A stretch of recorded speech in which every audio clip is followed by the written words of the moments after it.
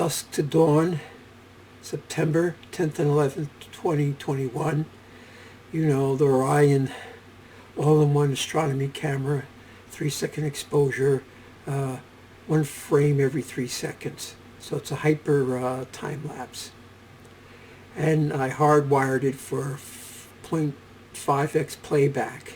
And it's still a super fast time lapse. I put the whole night in less than 5 minutes. So you don't have to stand up for 9 hours and, deal with being outside all night.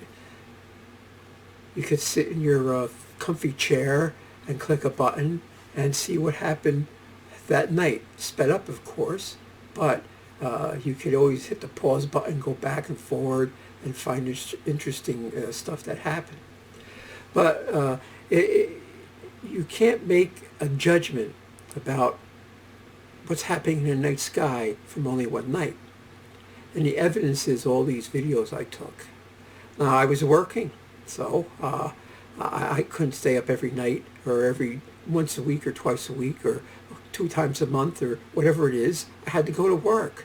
I had to sleep during the night and get up during the day, like, being the drab scum of routine that the modern technological society is. But here we have it. And if you have one of those star charts, you could find stars and constellations and teach yourself the sky. Now, as usual, this is the circumpolar constellations that rotate around the North Celestial Pole. It's pretty much the same spot. I'm looking northwest, and I'm 35 miles northwest of New York City. And that has to be said, because how do we know what happens in the night sky if you're out in the middle of the boondocks somewhere? You know, they say the aliens don't like to come down into the city. They like to go into lonely places where there's nobody to see them. You know, when they want to mutilate cows or something, or anal probe somebody. So maybe I'm lucky. I live next to New York City. Oh, I was often wondering, I live next to New York City. Have I seen any intercontinental ballistic missiles being intercepted? Maybe. I don't know. It's hard to say. So that's the only thing, maybe when you live next to a big city, you see the atomic flash from a megaton bomb or something. But barring that, between now and then, here's the night sky. Sometimes the night sky is very quiet, but then there's subtle things happen.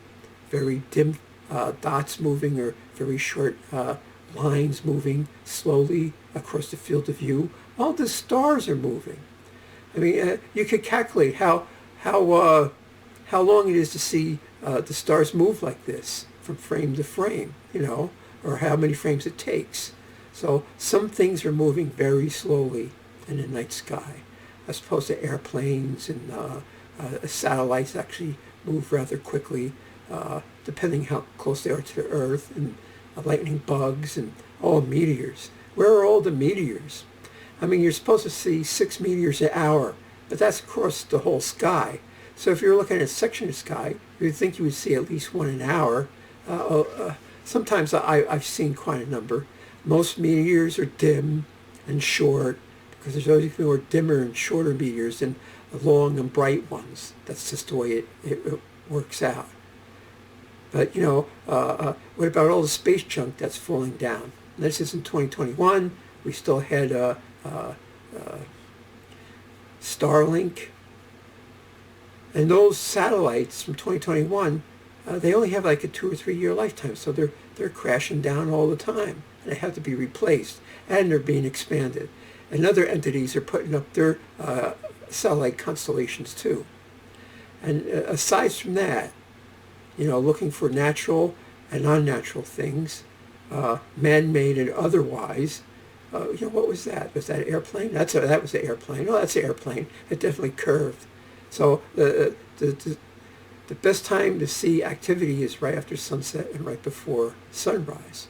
Meteors can happen at any time, although sometimes they happen and they seem to be coming from a certain direction. depending. There's Cassiopeia.